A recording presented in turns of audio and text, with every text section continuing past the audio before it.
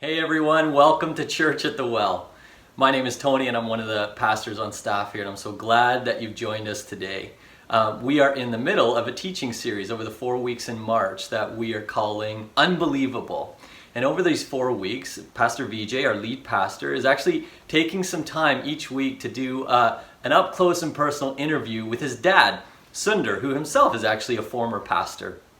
And they're going to be kind of giving us sort of an inside look at some conversations of Sunder's own life and his own story, which in many ways is actually a really unbelievable and amazing story himself of one person and his journey of actually coming to see Jesus break into his life and then change him forever and lead him into some all new directions. And so we're just so excited to be able to be inspired and led in on the story of what God has done in Sunder's life, and to be hopefully encouraged in our own faith journey through that. You know, that's not all. We're also in the middle of a season called Lent. Maybe you're familiar with that word, maybe you're not. Lent is actually the name that we give to this season, which is meant to be a time of preparation during the 40 days or so leading up to what we would say is the greatest celebration in the Christian calendar. Good Friday and Resurrection Sunday, Easter weekend, right? And this season of Lent has been meant to be, for hundreds and hundreds of years, for followers of Jesus, a time that helps us prepare and get ready for and reflect on really what many people would call the most unbelievable event that has ever happened in human history.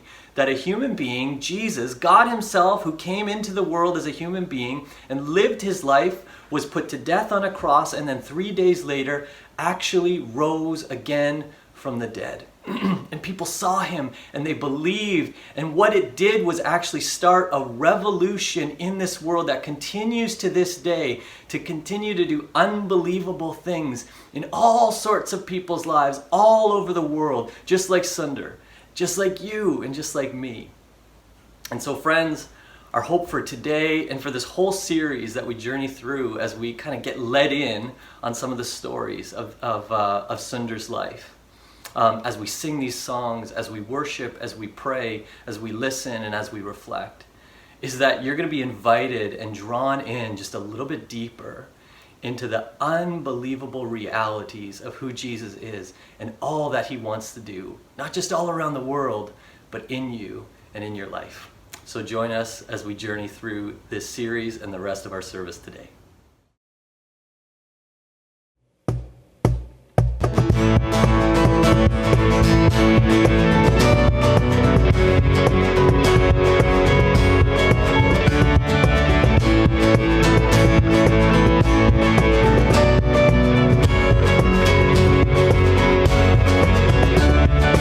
Come, let us worship our King.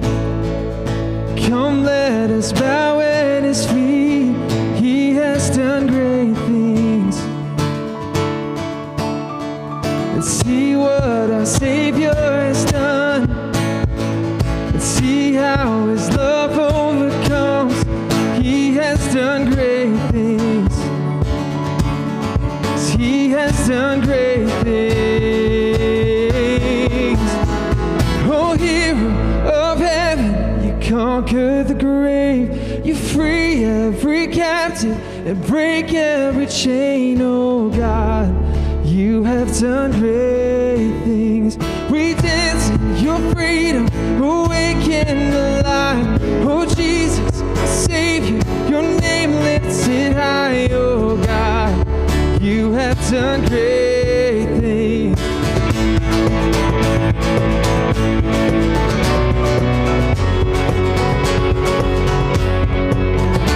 You've been faithful through every storm.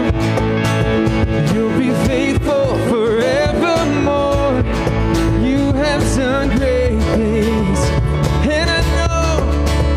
And I know you will do it again. For your promises, yeah.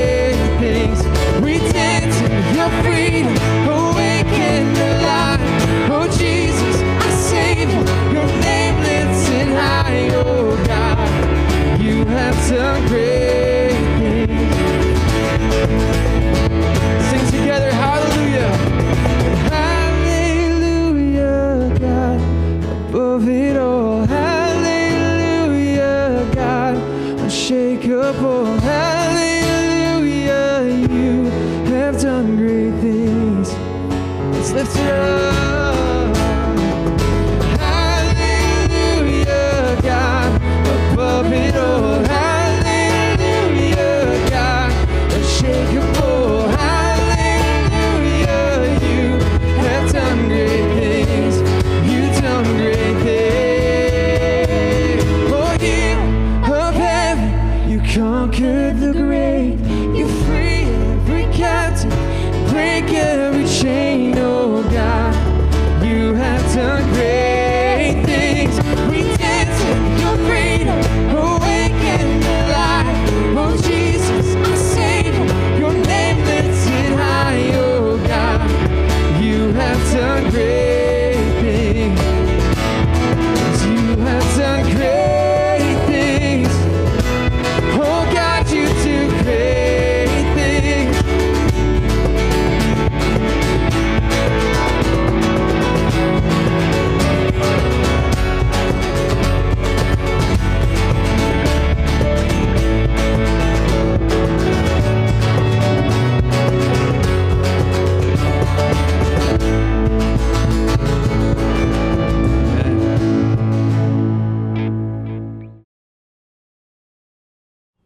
Sometimes people say to me, Pastor Jeff, how do you know there's a God?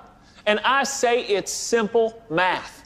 God either exists or he doesn't. So let's be cynical. Worst case scenario, there's a 50-50 chance. And I like those odds.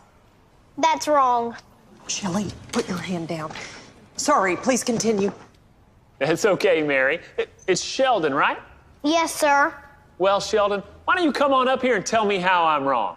No. Okay. Let's give him a hand, everybody. What's happening?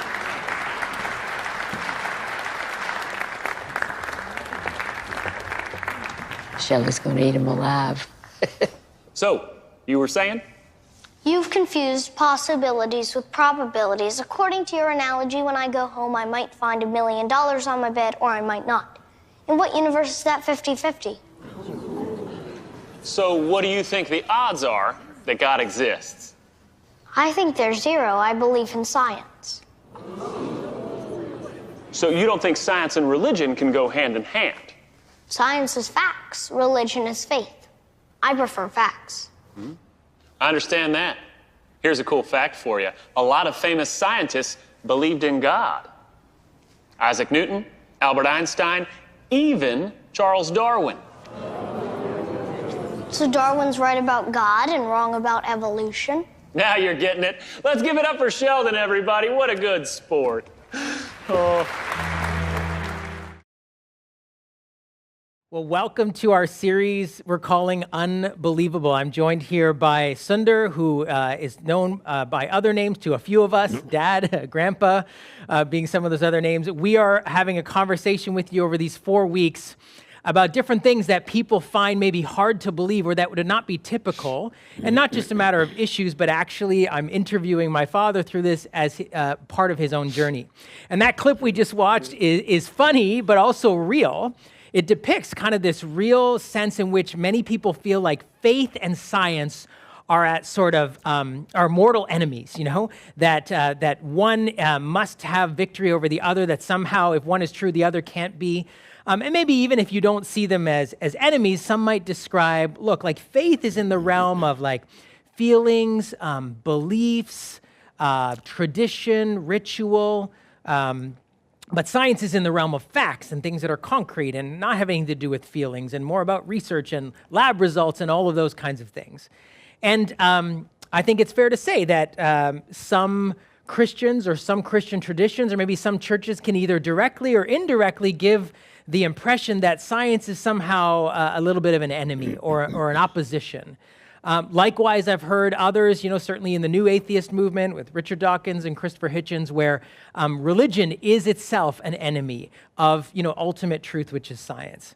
And while we recognize, you know, where some of those kind of beliefs come from, I want to enter into a conversation today where I'm interviewing my dad on this to actually take the conversation in a different direction and say, is there some other way actually to consider these things? So Dad, thanks so much for joining in this and having this conversation. my mind actually makes me go, I see we have show and tell. Last week you brought something from India. This week you brought something that normally we don't allow in this building. It's a Red Sox hat. It reminds me of 9 years ago, my dad and I took a trip. We took a trip to Boston. Right. Because Boston was the city where you originally immigrated from India. Mm-hmm. And you went to MIT, Massachusetts Institute of Technology. He was showing me his degree. When you go to MIT, your degree you get a nice book or whatever. Mine was just rolled up in as a piece of paper. But anyways, you earned it. We went there actually because you had said last week how your whole life you'd wanted to be an engineer. And so when you left India, you went to India Institute of Technology and you went to MIT, which was, and in many ways still then is kind of a mecca of study for all kinds of things, engineering included. So we go to Boston, and I, of course, I wanted to look and see these bastions of education, but also we went to Fenway Park, which is another bastion of something, right? Baseball. It's actually where you grew up, fell in love with North American sports. Yeah, totally. Yeah. I wasn't fully brainwashed. I'm a Blue Jays fan, but so we went to Fenway to see a couple of Jays games, and then we went over to the campus at MIT and Harvard to see them both, and we run into an old professor of yours. Yeah. We were just walking around MIT, and we run into an old professor, and you guys sit down and start, and you said a couple things to remind him of the thesis that you had done, and the two of them just started talking. And I knew they were speaking English because I heard words like and the, but the rest of it I didn't understand what was going on. I was just zoning out, wondering what pub we were going to eat at that night and what the baseball game was going to be like. But anyways, that's your journey. And you became a pastor when I was 4, but I forget in a sense that, before that you had a life, hard to imagine before kids, I know. And that you studied engineering. And so I want to talk about this in terms of your journey of someone who was a follower of Jesus, but also someone deeply committed to, and in a sense, a follower of science as well. Right, yeah. So you went to MIT. What did you study there? Well, I studied mechanical engineering. That was my undergraduate degree and I had my master's degree was all in mechanical engineering as well. It was particularly in the field of fluid mechanics and heat transfer. And it was just a fascinating field. To me, what was absolutely outstanding was some of the stuff that we learned at the beginning of the course had already changed by the end of the course because the research was being done down in the basement. I mean, studying in a place where there's such groundbreaking research that over the 13 weeks of a course's duration, you have to correct what you learned at the beginning. Wow. It was what a place. It's just unbelievable. Amazing. You were also, I think, introduced to bacon there, which is also a little known fact about MIT. But also that was a part of salvation as well for you. Pepper steak. Okay, see? Lots of dramatic life changes. Oh, totally. Absolutely. Yeah. So, did you encounter, when you're at MIT, did you encounter any sort of sense of tension between, this place and environment of science and research and faith? And your faith, you had become a follower of Jesus at this point. Did you feel any tension of that? Was that ever called out for you in any way? Well, surprisingly not, and it just happened to be my experience because when I first became a follower of Jesus, what fascinated me was the scriptures. So for the first 4 or 5 years before I ended up at MIT, from the time I first followed Jesus, I was just devouring the scriptures. And so I was learning so much about that one realm. Tension only comes when you're focusing on the two and putting them against each other. I was totally focused on this new area. I've been studying science all my life, as it were. So I was focusing on the scriptures. Power to Change was an organization on the campus. There were some of the greatest Bible teachers that I'd ever heard. So that's all I was devouring. And on Sundays, I would worship at a famous church called Park Street Church on the Boston Commons. We talk about history, in there. And Dr. Harold Ockenga was one of the great leaders of the evangelical movements in the 1930s. He was the preacher. He would preach without notes at all, teaching. And I just devoured all that. So in one sense, there wasn't any tension at all. The second thing that contributed, it happened later. The second thing that contributed was in the college and careers group, as you'd call it. Imagine studying college and careers in your church on Sundays with 25 to 30 graduate students who are all studying at Harvard or MIT or places like that. So these were no intellectual slouches. And yet they were all people who had a personal faith journey. And so the milieu that I was in was one that wasn't really throwing up much tension at that time. Yeah. Yeah, and that's good. I think interesting to know. It came later, but not at that time yet. So, speaking of later, you move on from MIT, you move to Toronto, and you started working at Atomic Energy of Canada in nuclear energy. So tell me a little bit, what was that job briefly in Yeah. very simple layman's terms? Well, very simply, the Canadian nuclear reactors, there's the nuclear reactor core where the nuclear interactions take place and heat is generated. But then there's a secondary system called the heat transport system that actually has water flowing through the core, picking up the heat, and then that goes into boilers, and boilers evaporated, and then the steam runs turbines, and we get electricity from Ontario Hydro, who are our main supplier. So I worked on that heat transport system, so I was able to use my background study in fluid mechanics and heat transfer. So it was just 11 amazing years, and then again working with people. And then last 7 or 8 years was that on the safety of nuclear reactors. It happens to be one of the safest forms of power generation. And my team was involved in computer simulation of hypothetical accident sequences, things that might happen and might go wrong, and what kind of safety system would intervene in time to protect the public. So it was very fascinating work. So again, that's an environment where you're surrounded by people who are involved in science. Yeah. Did you experience anybody interact with you around your faith and that, and did questions of like, are these things, faith and science, they belong together? Yeah. Did that ever come up? It was interesting. There were individual one-on-one conversations that I had with people. In fact, one of the guys who really responded was actually a Jewish guy. He was very interested. He and his wife would immediately have us over to their home, and we developed our closest friendships with a guy who at that time probably wasn't even practicing as a Jew. But as a result of my conversation with him, he went back to the synagogue, and he and I would have some amazing conversation. But and he was a brilliant nuclear physicist. Again, no tension. But I remember the first real tension. We were having dinner. We had a wonderfully close-knit group, and so we often went once a month out for dinner to restaurants and stuff like that. And we were just talking about something, and then he said, my mother-in-law doesn't believe in evolution. And I said, and John's my boss. I said, John, I don't either. He said, what? I'm losing my faith in you, Sunder. And because he trusted me a lot in terms of my work. I said, John, if you give me half an hour, let me at least tell you why. He said, okay, you got half an hour. Yeah. And so I just shared with him the historical basis for the resurrection of Jesus Christ. And that's what I talked about. I talked about the fact that I worship a living God. I'll never forget, he said, if that's your basis, it's a good one. Huh. Yeah. Interesting. Yeah. So let's get into this now.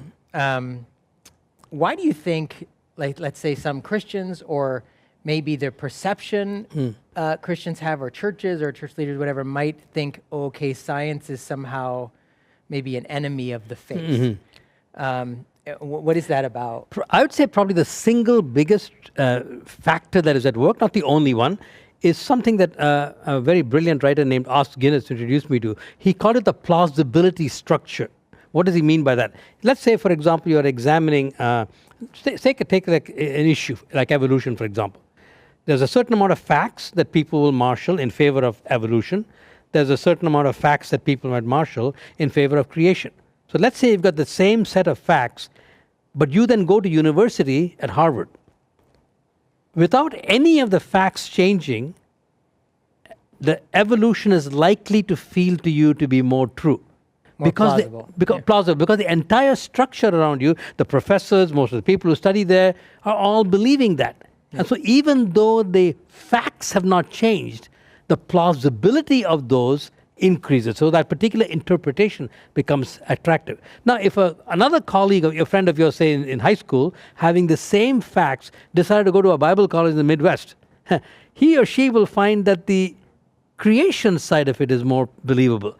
Again, not because the facts have changed, but because of this thing called plausibility structure, which is why I think many, many people struggle in their first year of university, because they are faced with a plausibility structure that has changed, and they've not done their homework in terms of understanding the rational dimensions of their Christian faith. That's one issue. The second one I think I would call is mental laziness. So you have this question, oh yeah, what about this, what about that? You go to university, you come back and you start firing questions away. I'm actually thinking of a dialogue I've had not too long ago. Actually, this young man is in his early 30s, and we wanted to talk about these things. So I would raise a lot of questions. He would raise questions. I would start giving him answers, but then he wouldn't read, he wouldn't follow through. He would simply come back with another set of questions. And I finally had to say to him, I said, we've been on this exchange for about 6 months now. You have avoided every single question that I've raised. And then the conversation stopped and he didn't continue it after that. So I think mental laziness can sometimes be a factor on the one hand. Yeah. And I equally on the other side, people of faith, for example, are so afraid to even consider the possibility that I might need to wrestle a bit more, that they out of fear move back. Maybe both people move out of fear. Yeah. And Yeah, so plausibility structure and mental laziness, I think, are probably two factors. Yeah, on both sides, if you can say that. Mm-hmm. So for you, in your journey of sort of saying, well, you know, you didn't feel like when Jesus was calling you to follow him, he was calling you to check your brain or you know, or your desire and passion for science at the door. How have you sort of how has your even your understanding of science, but maybe even other what we would call non-religious disciplines, philosophy, logic, art, or whatever, how have you seen as you looked at those things that they actually have not torn down faith in your mind, but have actually strengthened it to help you grow in it? Because I think that's the idea, that somehow you have to either you hold fast to one, or if you embrace all the others as saying, well, there's nothing, then you let go of this. It's a false dichotomy. It's a false choice. Yeah. Well, I think in your own experience, several things. I'm not sure that this was a linear development, you know, exactly, but these are the kind of pieces that form the puzzle. I think of it this way.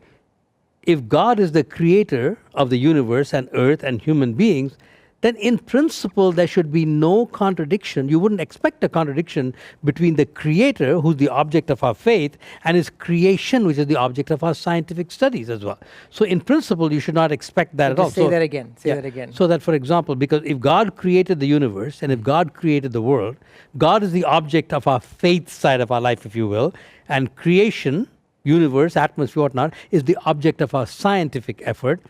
Well, if one is the creation of the other, then in principle, you would expect a beautiful harmony. You would not expect they're not any, inherently at odds. Exactly, any internal contradiction. Sort of like if a novel that you read, for example, the story developed a certain philosophy, there's a pretty good reason to believe that if you got to know the author of that story, he or she probably functions out of that philosophy. There's no contradiction between who they are and their creation. That's kind of a big picture reason for that. And that they're two separate things. Like even the author story analogy is helpful in terms of saying they're two separate things. They're very connected. Yeah.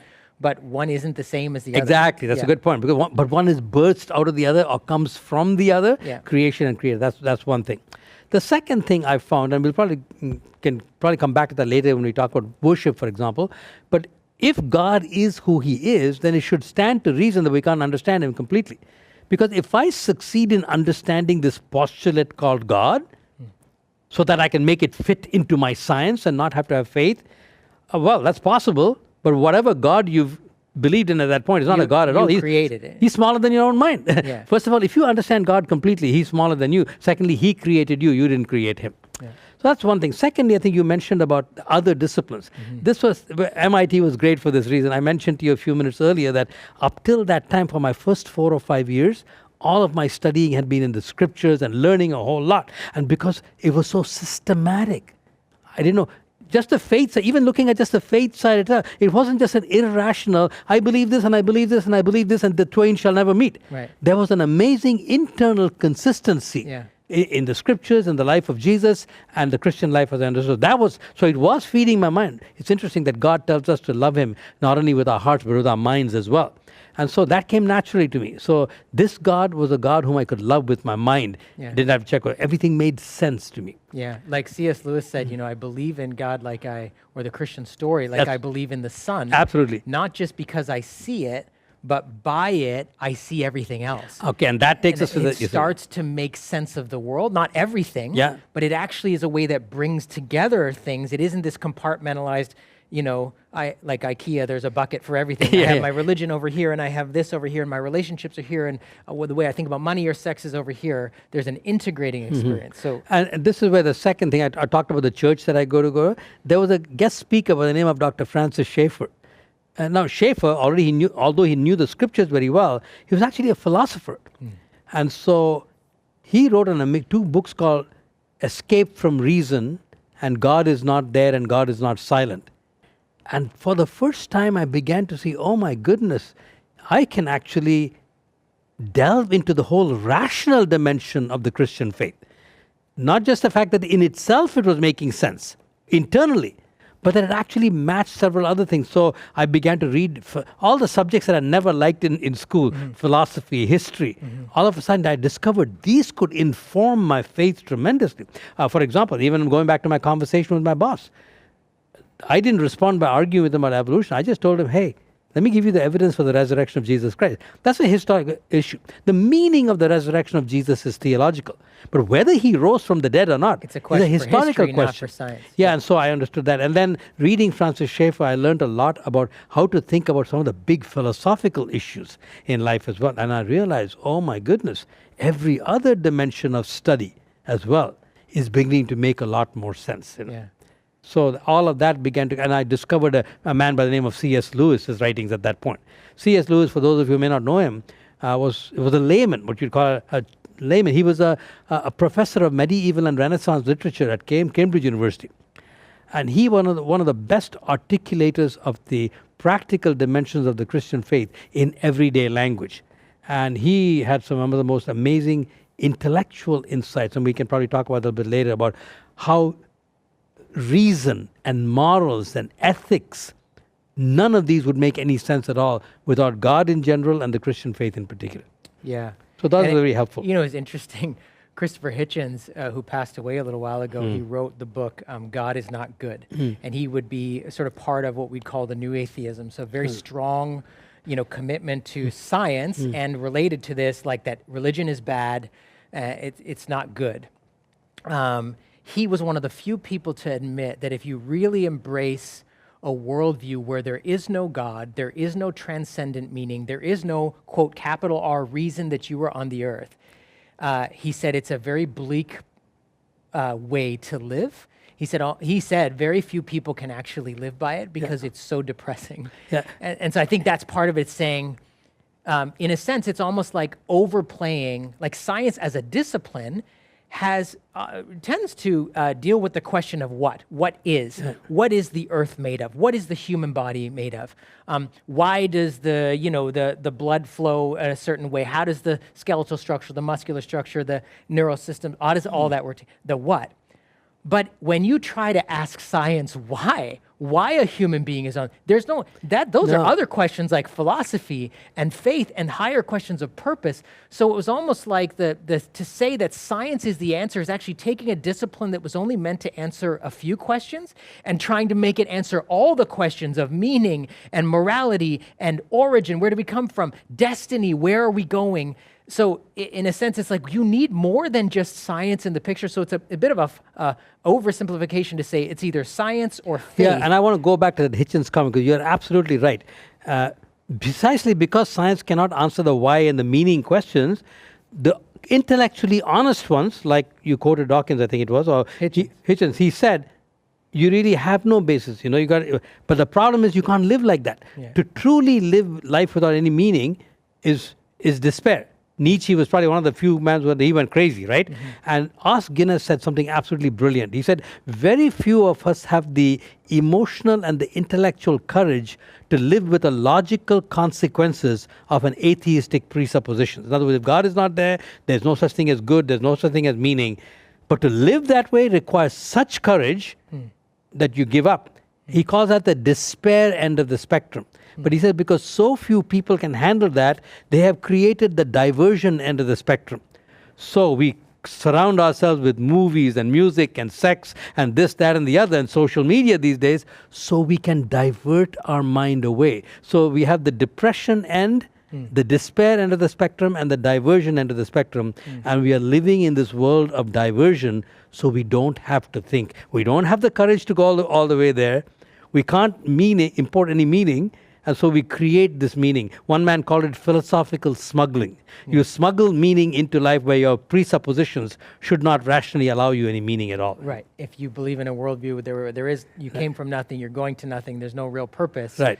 You have to find meaning somewhere else, not from that worldview. Yeah, exactly. And I think that's, what I love about this conversation is it encourages us to say, like you said, we shouldn't be lazy about these other disciplines or whatever. And that as we learn, we actually find that it's possible to have an integrating view and perspective. And not to say that someone who's a devout, a committed historian or an expert in a field of science or literature or art will necessarily always say, "Oh, I believe in God. This has led me to Jesus." But it's just to say, well, they aren't mutually exclusive possibilities. I was reading the article the other day on Dr. Francis Collins, who sort of was the lead on the Human Genome Project and did something that, I read a bit of the article and then stopped understanding what he was talking about. But the article was just saying he's made one of the most significant contributions to science in the 21st century. His own story was, he said, I had come to a conclusion about God without doing any research. Well, and he said, I was ashamed to say, I'm a scientist. I believe in research.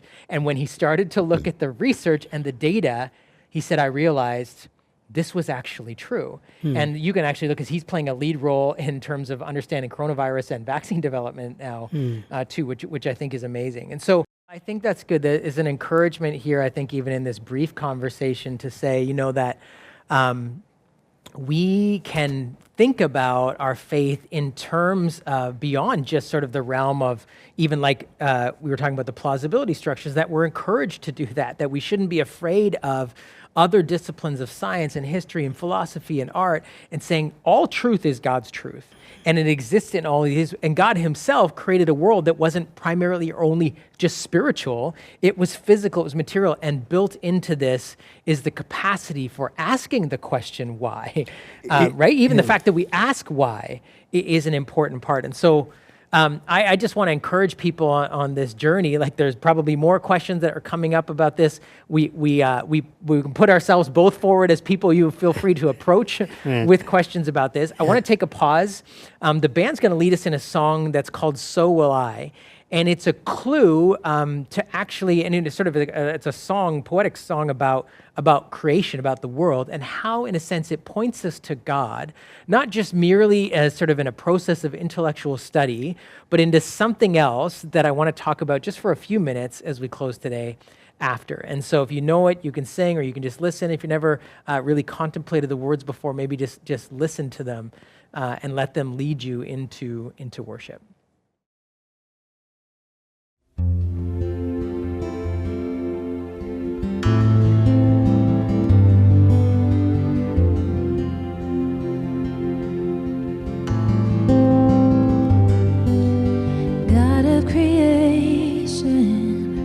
There at the start, before the beginning of time,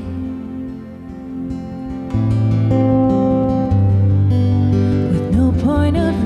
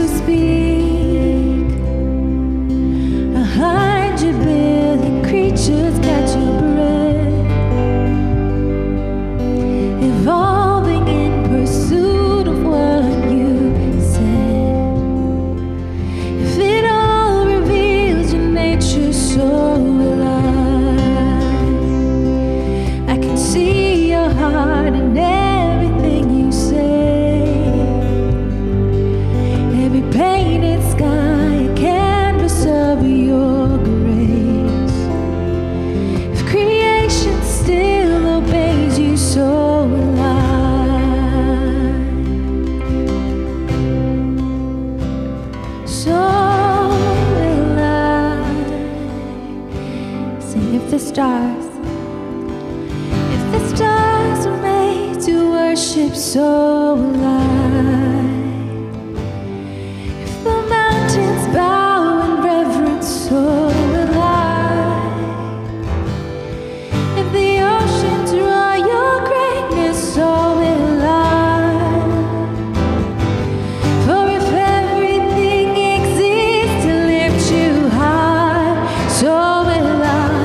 If the wind goes where you send it, so will I. If the rocks cry out in silence, so will I. If the sum of all our praises to fall short, we'll sing again 100 billion times.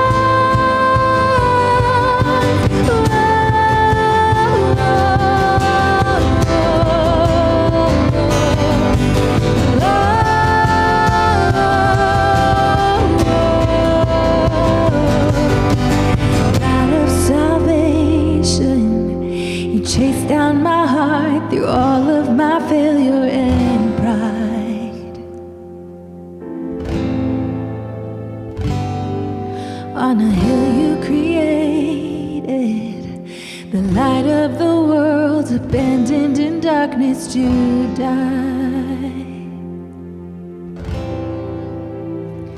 And as you speak, 100 billion failures disappear. Where you lost your life so I could find it here. If you left the grave behind you, so will I. I can see your heart in everything you've done. Every part designed in a work of art called love. If you gladly chose surrender, so will I. I can see your heart in a million different ways. Every precious one, a child you died to save. If you gave your life to love them, so will I. Like you would again 100 billion times. But what measure could amount to your desire? You're the one who never leaves the one behind.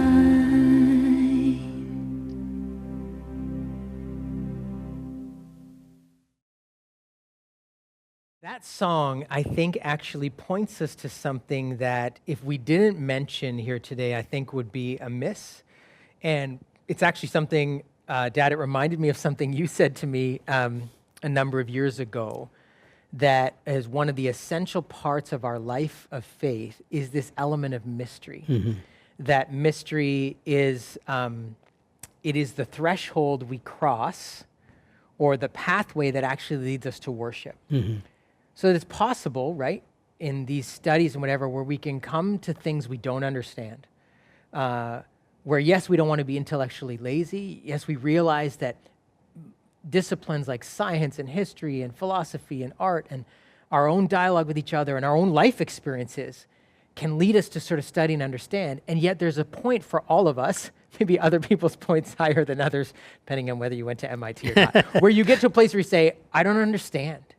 And I remember you said at that point we have two choices. One is to walk away, right? And just to say, I don't, and even when it comes to God, like God, I don't understand, never mind the science, I don't understand why you're allowing suffering in the world. Like, these are philosophical questions, right? I don't understand why this is happening.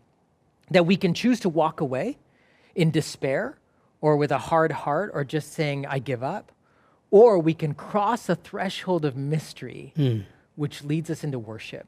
Why do you think it's so important for us to live in that tension and to begin to embrace mystery as an important part of our life as human beings and with God?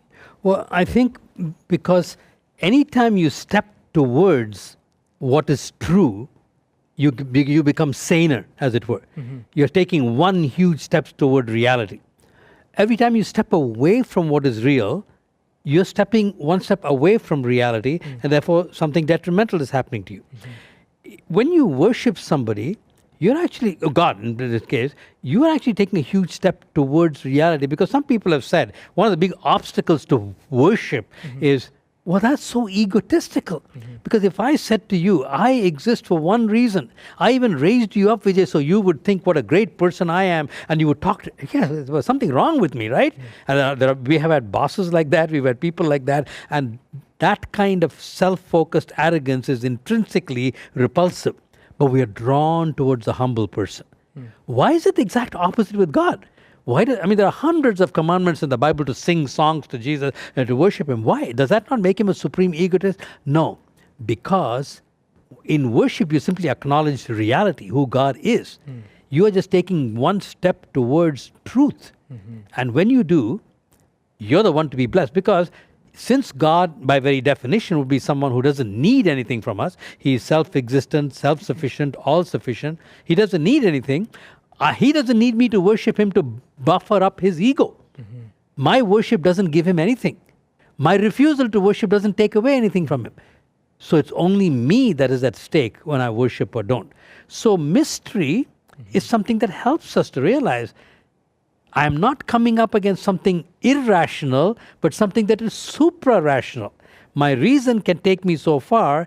Jumping into mystery doesn't mean I abandon my reason. Yeah, that's good. Jumping means I now acknowledge that reason has brought me thus far, but there's now encounter that is required to complete it. Faith and encounter with reality work hand in hand.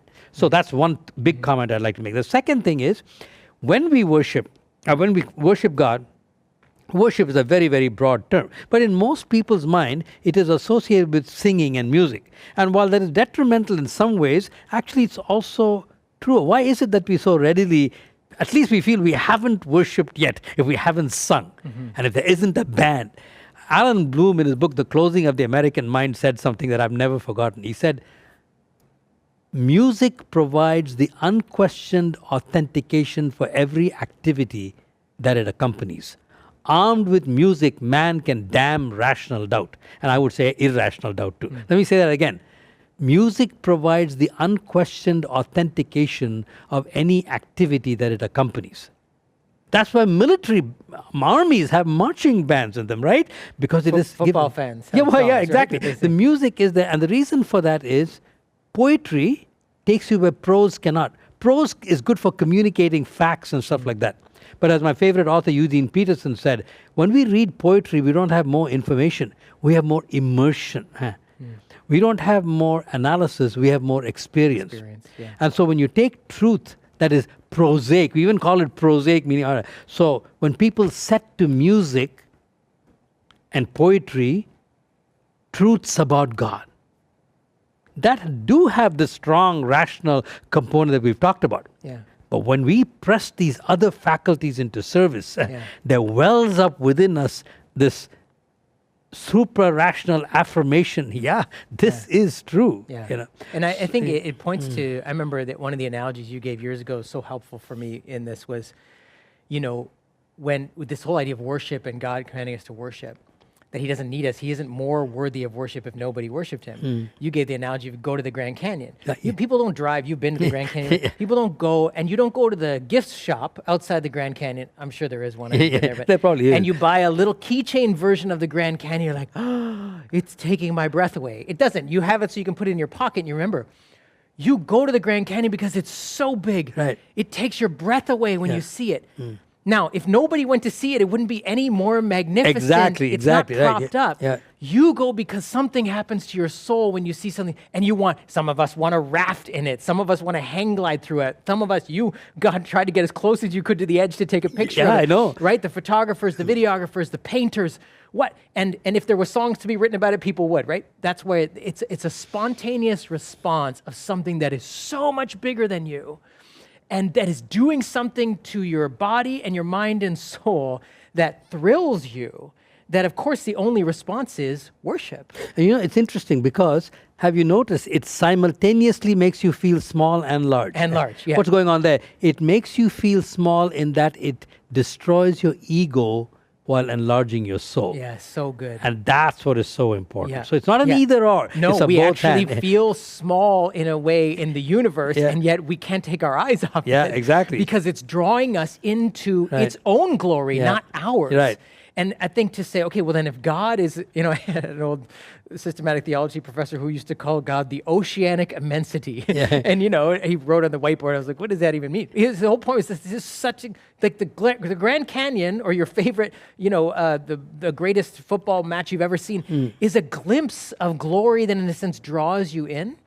And so I think we could talk we're out of time. But I think just to end here, even and as we go from this place, is to say, okay, part of the reason we are invited to study and to debate and to ask questions is so that we are not lazy, is so that we can grow our understanding of God. But ultimately, to actually draw us into that place of enthrallment where mind, body, and soul are saying, oh, you are so much bigger and greater. You even said this to me when we were talking about preparing for this, how your studies of science or whatever actually made you worship God more. You realized how much greater He was. Right. And I think that's what all of the many of the famous Christians throughout history who were scientists said. It actually brought their faith to a new level. Yeah. And I think that would be my desire and my hope for every one of us, is that we would be willing to grow in our understanding of this being that is so much greater than us, that in the one sense makes us feel small and big at the same time,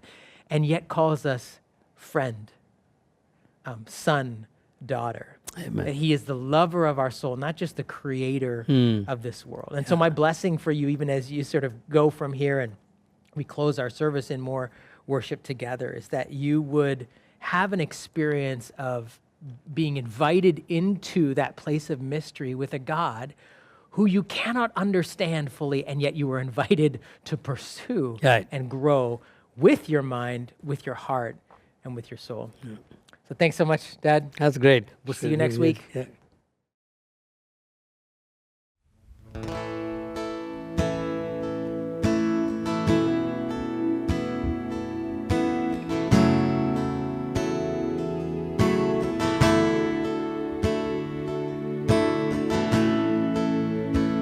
I need you to soften my heart, break me apart. I need you to open my eyes, to see that you're shaping my life. And all I am, I surrender.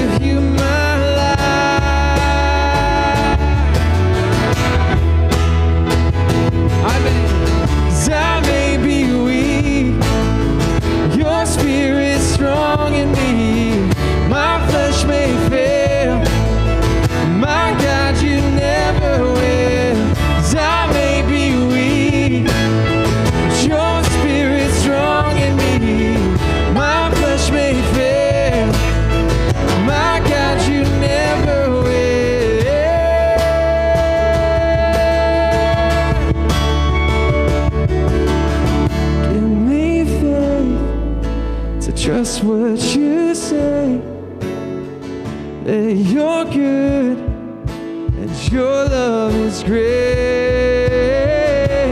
I'm broken inside, I give you my life. Give me faith, to trust what you say, that you're good and your love is great. I'm broken inside, I give you my life.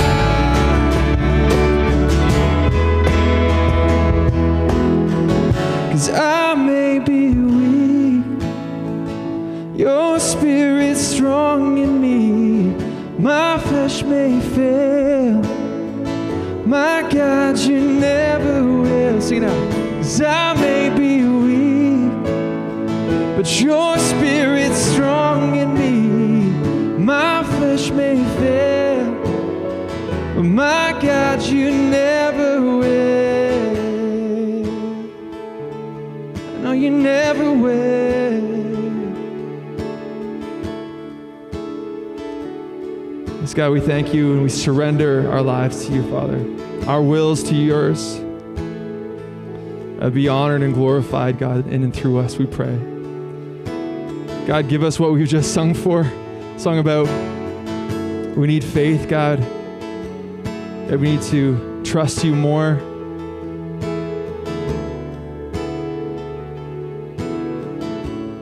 God, we thank you that your strength is made perfect in our weakness. So that we trust you, God, for only what you can give today. Friends, thanks so much for joining us today. As we wrap up our time together, I just want to let you know about a few just pieces of really great news, but also some ways that you can continue to get plugged in and lean into the life and community of what we have going on here as a church family. First off, I want to let you know and just celebrate with you about the incredible things that happened over our global week, which wrapped up just last Sunday. And we took a week to kind of just focus in as a church family and be reminded about some of the ways that God is at work, not just in our own church community, but actually all over the world, and particularly through some of the international partnerships that we have established as a church family in different parts of the world.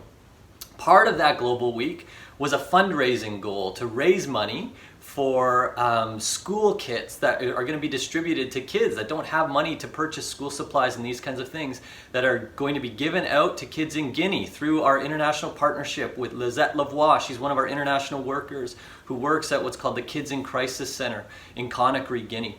And we were just so thrilled for the amazing creations that so many of our kids made, and just the incredibly fun time that we were able to have together at our virtual 30-minute market and auction. Friends, through that and additional donations, we've raised over $4,000 to be able to put towards school kits to be given out to children in Guinea. And so thank you. We're so thrilled with that. Kids who contributed to our market, thank you for all the time and effort.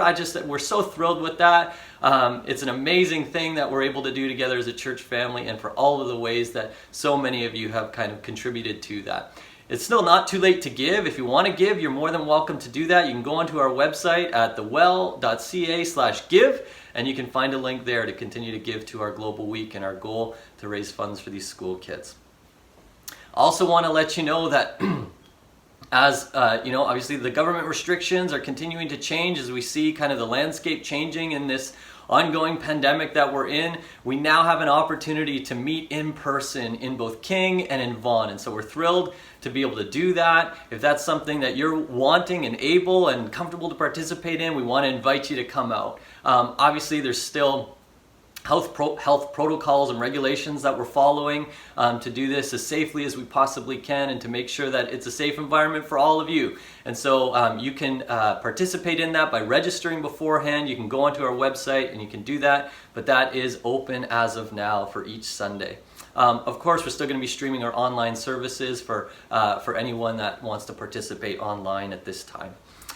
just want to continue to put before you, we've been just letting you know over the last few weeks that baptism is an incredible step of faith for each one of us as we enter into this relationship with Jesus. And so if that's something that you haven't done, but have been thinking about it, or maybe even need to think about it, and what role that might play in your own journey, we just want to invite you to come and explore more. You can find out more about what baptism is and what it might mean for where you're at in your own journey of faith on our website at thewell.ca/baptism.